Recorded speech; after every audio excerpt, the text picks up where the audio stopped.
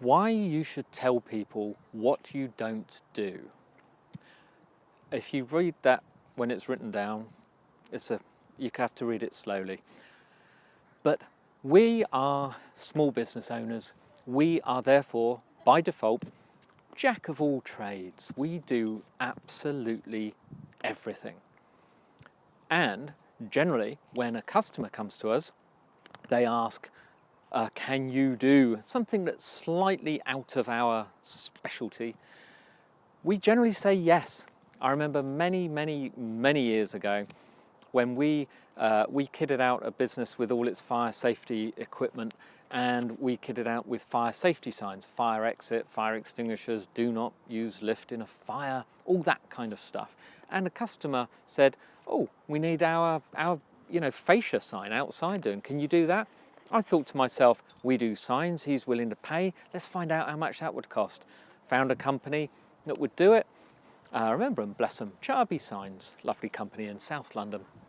But they did the sign, it was a nice little earner. However, when it went up, there were problems. There was then scaffolding, customer had to be told to pay for scaffolding and all these things. It worked out all right, but it took a lot of effort from me because I didn't know exactly.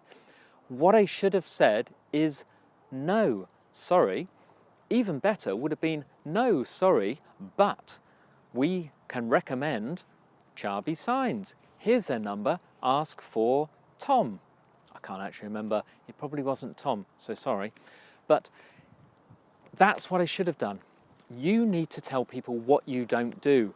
People will trust you more by being honest. You can't do everything, so say so. In your marketing material, write a whole thing about who you aren't.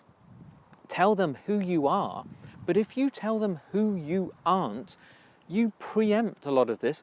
You are getting in to your potential customers. Remember, I said do not use the scattergun approach. Part 2 of the 5 Ps is to only market to potential customers, customers within your avatar, your ideal customer. By explaining who you are not, you will exclude people who are not going to want to buy from you. I hope that makes sense. It really, really does work. Someone that does this extremely well and teaches this really well is Marcus Sheridan at thesaleslion.com. He will tell you over and over to just write about answering questions from customers and to tell customers what you do and to tell customers what you don't do. He's in a swimming pool business and he installs in-ground fiberglass pools. I believe the most popular type of pool in America, he's in America, in Virginia if you need a pool, are concrete pools. So people will say, what's the difference between concrete and fiberglass? And if concrete's better for them, he'll tell them and he'll say, I'm sorry, we're not the best fit for you because we don't do concrete pools. He doesn't think, oh, we better do those as well. He just narrows and focuses on his niche, or niche. But he focuses on his niche, but he makes it very clear what he doesn't do. So I want you to think about that. It will work, by the way. This stuff is not just made up, not just plucked out of the air. This is stuff that works. So your weekend challenge, here it comes, because it is a Friday after all.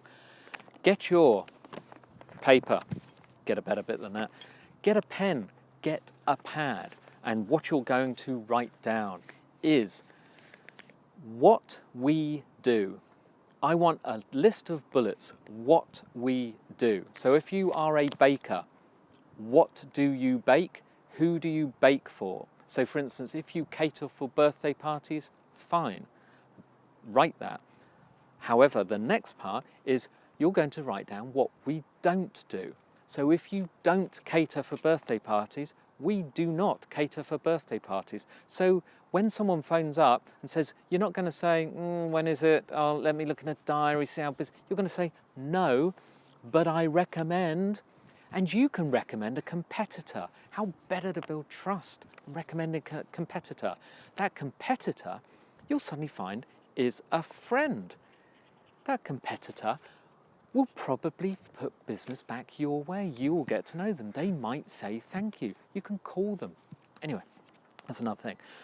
What don't you like doing? That's the next point. Hello. Nice dog. Then write down a list of what you don't like doing.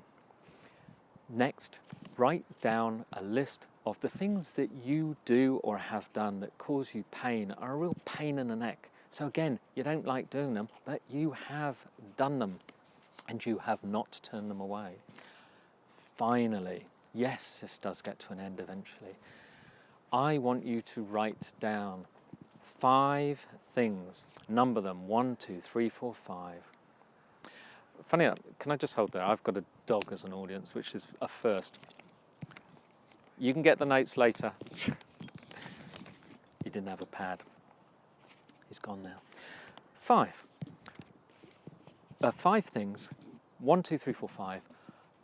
What are you going to stop doing? What 5 things, if anyone inquires, are you going to tell them you do not do? This is simple stuff, people. This concentrates you on your niche. This improves your profits, improves your time. It makes your life better. And that's what it's all about. Have a fabulous weekend wherever you are. I will see you next week.